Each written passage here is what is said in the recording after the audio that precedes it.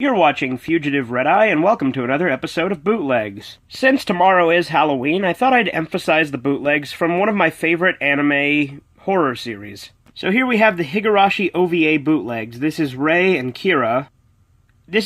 Rei has been officially released in the US, but Kira has not. This is again a Malaysian release, like a lot of these bootlegs I have been doing are. But yeah, that's the disc. We'll look at Outbreak now. If you want to know my thoughts on these actual OVAs themselves, I have reviewed them on the channel and will link the review in the description.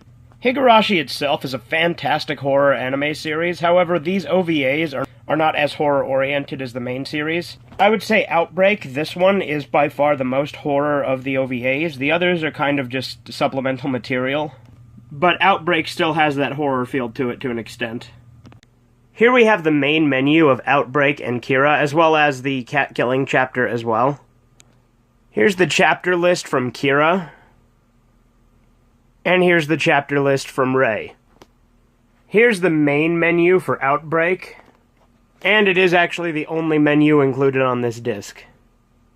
And now for the descriptions on the backs of the cases. So we'll start with the description for Rei and Kira.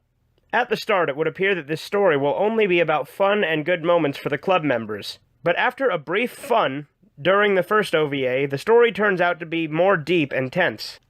Rika now feels strange and distant, and even feels the same tragedies of the past times will occur.